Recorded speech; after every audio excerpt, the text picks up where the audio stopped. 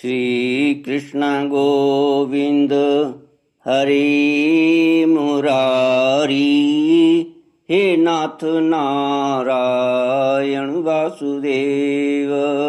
श्री कृष्ण गोविंद हरि मुरारी। हे नाथ नारायण वासुदेव। ओम नमो भगवते वासुदेवाय। ओम नमो भगवते वासुदेवाय। सच्चिदानंद रूपाय विश्वोत्पत्त्यादि हेतुवे तापत्रय विनाशाय श्री कृष्णाय वयं नमः। श्री कृष्णाय वयं नमः।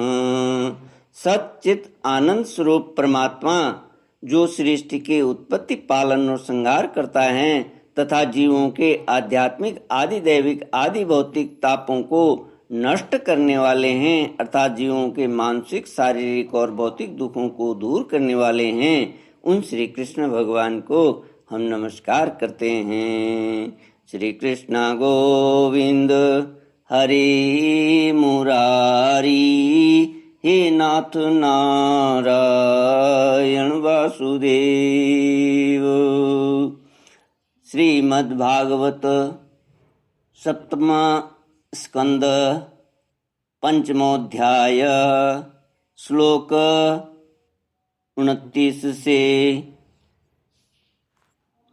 नारद उवाच गुरुणेवं प्रतिप्रोक्तो भूय आहासुरसुतं न चेद मुखमुखीयं ते कुतो भद्रा सती मतिः।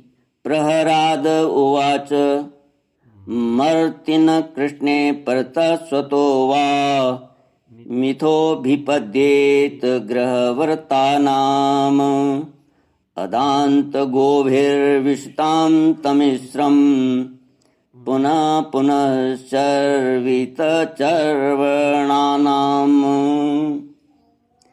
नारद जी कहते हैं, युधिष्ठिर, जब गुरुजी ने ऐसा उत्तर दिया तब हिरण्यकशिपु ने फिर प्रहलाद से पूछा,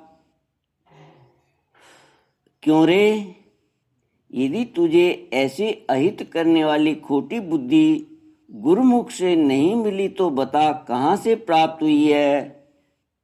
प्रहलाद जी ने कहा, पिताजी, संसार के लोग तो पिसे हुए को पीस रहे हैं, चबाए हुए को चबा रहे हैं। उनकी इंद्रियां बस में न होने के कारण वे भोगे हुए विषयों को भी फिर भोगने के लिए संसार रूप घोर नरक की ओर जा रहे हैं।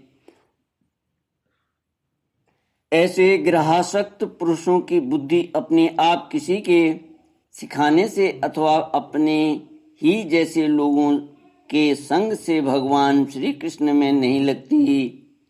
जो इंद्रियों से दिखने वाले बाह्य विषयों को परम इष्ट समझकर मूर्खतावश अंधों के पीछे अंधों की तरह गड्ढे में गिरने के लिए चले जा रहे हैं और वेदवाणी रूप रस्सी के काम्य कर्मों के दीर्घ बंधन में बंधे हुए हैं, उनको यह बात मालूम नहीं कि हमारे स्वार्थ और परमार्थ भगवान विष्णु ही हैं।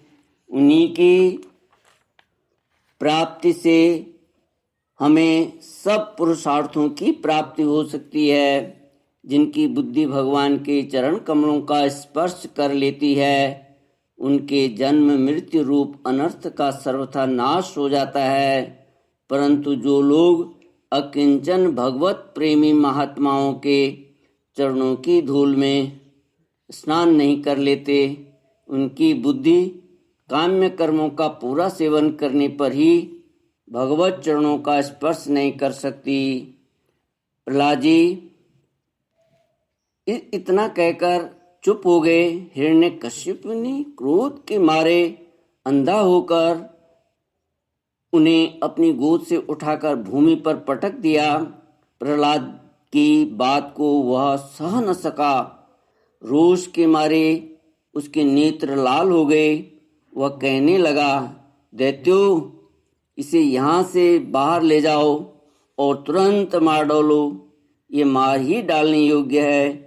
देखो तो सही, जिसने इसके चाचा को मार डाला अपने सुहृद स्वजनों को छोड़कर यह नीच दास के समान उसी विष्णु के चरणों की पूजा करता है। हो न हो इसके रूप में मेरे भाई को मारने वाला विष्णु ही आ गया है। अब यह विश्वास के योग्य नहीं है। 5 वर्ष की अवस्था में ही जिसने अपने माता पिता के दुस्तज्य वात्सल्य स्नेह को भुला दिया, यह कृतघ्न भला विष्णु का ही क्या हित करेगा। कोई दूसरा भी यदि औषध के समान भलाई करे तो वह एक प्रकार से पुत्र ही है, पर यदि अपना पुत्र भी अहित करने लगे तो रोग के समान वह शत्रु है। अपने शरीर के ही किसी अंग से सारे शरीर को हानि होती हो तो उसको काट डालना चाहिए, क्योंकि उसे काट देने से शेष शरीर सुख से जी सकता है। वह स्वजन का क्योंकि उसे काट देने से शेष शरीर सुख से जी सकता है। यह स्वजन का बाना पहनकर मेरा कोई शत्रु ही आया है। जैसे योगी की भोग लोलुप इंद्रियां उसका अनिष्ट करती हैं, वैसे ही यह मेरा अहित करने वाला है। इसलिए खाने, सोने, उठने आदि के समय किसी भी उपाय से इसे मार डालो। श्री कृष्ण गोविंद हरि मुरारी, हे नाथ नारायण वासुदेव।